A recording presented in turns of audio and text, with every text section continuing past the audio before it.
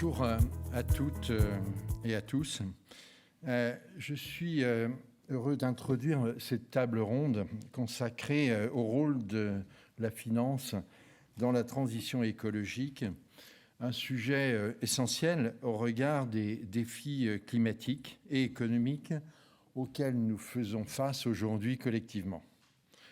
Je remercie chaleureusement les organisateurs pour cette invitation. Cette table ronde s'annonce riche de points de vue complémentaires qui éclaireront utilement les conditions à réunir pour accélérer le verdissement de l'économie tout en maintenant une exigence de performance durable. En premier lieu, pour poser les enjeux de cette discussion, je tenais à rappeler 3 grands objectifs pour repenser la finance durable et l'économie dite verte. Ce sont notamment ces axes qui nous ont guidés lors de la création de l'Institut de la finance durable il y a maintenant presque 3 ans.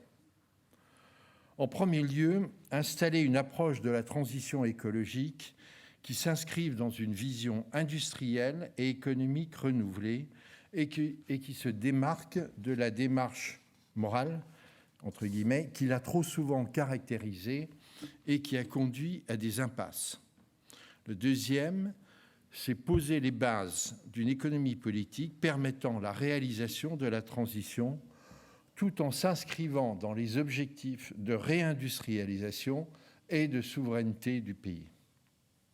Enfin, assurer un dialogue permanent entre les acteurs de ces transformations, à savoir l'État, les entreprises et le secteur financier, dialogue qui est indispensable pour une action efficace et pour une acceptabilité sociale des transformations à opérer. Ces 3 objectifs sont plus que jamais d'actualité. Tout d'abord, le contexte géopolitique actuel, marqué par une montée des rivalités dans un monde désormais multipolaire, remet la souveraineté au cœur des politiques économiques de chaque nation. Pendant 3 décennies, nous avons pu croire, ou laisser croire, ou feindre de croire, que le libre-échange et l'efficience des marchés suffisaient à eux seuls à résoudre les défis sociaux et environnementaux. Cette vision appartient clairement désormais au passé. Depuis une dizaine d'années, les États-Unis ont amorcé un tournant en remettant en cause les règles du multilatéralisme commercial et en assumant une logique de protection de leurs intérêts stratégiques. Ensuite, faire la transition écologique implique de réaliser une révolution industrielle à l'échelle planétaire. Il faut réinventer l'énergie pour sortir des énergies fossiles, changer les produits, changer les modes de fabrication, transformer les usages. L'enjeu pour chaque pays est d'opérer ces transformations en renforçant sa compétitivité. Comme lors des précédentes révolutions industrielles, celle-ci fera des gagnants et des perdants. C'est une opportunité pour la France qui dispose, grâce au nucléaire et à l'hydraulique, d'un des systèmes énergétiques les plus compétitifs et les plus décarbonés au monde. Pour réussir cette transformation, il faut mettre en place une nouvelle économie politique, fondée sur une responsabilité renouvelée des 3 acteurs clés que sont les États, les entreprises et le secteur financier. L'État, tout d'abord, doit pleinement assumer son rôle de stratège en inscrivant ses politiques industrielles et économiques dans une vision de long terme. Planifier ne signifie pas administrer, mais fixer un cap, structurer les incitations réglementaires et fiscales et garantir une mobilisation cohérente des ressources. Au niveau européen, il nous faut passer d'une coordination par la norme à une véritable politique industrielle qui associe les États et les entreprises, comme c'est le cas dans de nombreux pays, et en particulier aux USA ou en Chine. Les entreprises sont en première ligne pour réaliser ces transformations. Ce sont elles qui conçoivent les solutions technologiques et industrielles et les mettent en œuvre. Elles doivent dorénavant intégrer leur impact en termes d'environnement. Les émissions de CO2 doivent être gérées comme une ressource rare au même titre que le cash ou les fonds propres.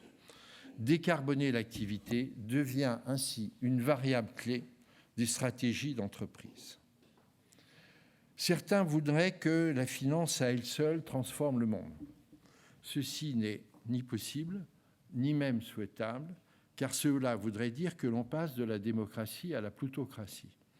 Cela étant, le rôle du secteur financier est majeur. Son rôle, c'est celui, et avant tout, d'allouer efficacement le capital nécessaire aux investissements considérables requis par la transition écologique.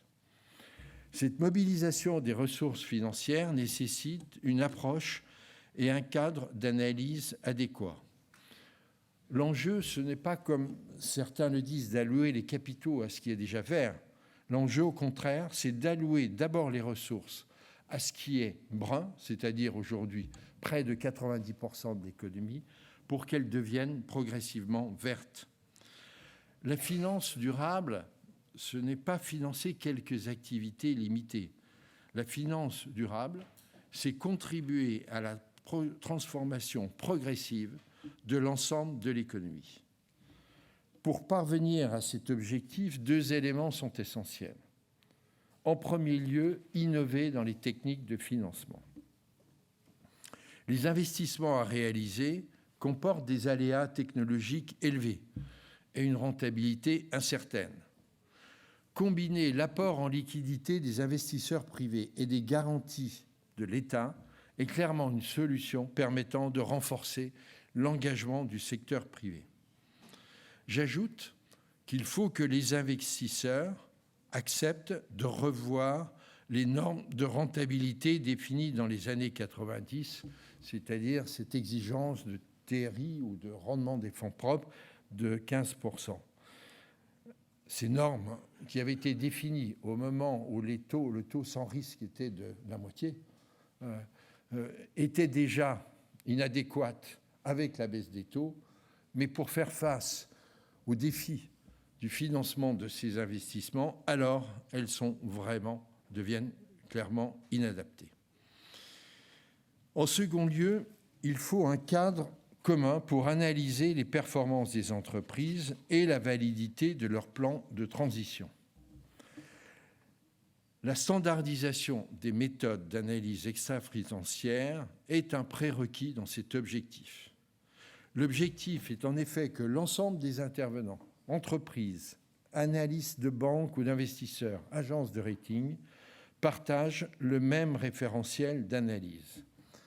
Ainsi pourra se créer progressivement une discipline de marché sur les questions de climat analogue à la discipline de marché financière qui s'est construite à partir des années 80. Et en ce sens, le travail qui a été conduit dans le cadre de l'IFD est piloté par Philippe Sedbon pour définir un cadre commun en matière d'analyse extra-financière, qui est une initiative majeure, la première de ce type en Europe, et une initiative vraiment structurante. Au niveau européen, des piliers structurants du cadre réglementaire, la CSRD, la CS3D, le règlement SFDR, font l'objet d'une revue pour, d'une part, adapter leur périmètre de mise en œuvre et, d'autre part, simplifier leur contenu. Ces travaux sont nécessaires et doivent permettre de revenir à l'essentiel. L'enjeu, c'est en effet de parvenir à un référentiel d'analyse des stratégies de transition développées par les entreprises qui soit commun à tous les acteurs et permette de piloter les entreprises en intégrant l'objectif de décarbonation. La puissance d'un référentiel d'analyse n'est en effet pas corrélée au nombre d'indicateurs, mais à leur pertinence et au consensus dont il fait l'objet. Ainsi, pour donner un premier élément de réponse à la problématique posée par cette table ronde, le rôle des investisseurs, le rôle des gérants d'actifs sera déterminant par leur capacité d'allocation de l'épargne longue, c'est-à-dire l'épargne qui va financer les infrastructures nécessaires à la décarbonation de l'économie. Ces investissements exigent des horizons de temps longs, une stabilité réglementaire et une capacité d'analyse fine de l'impact et des risques.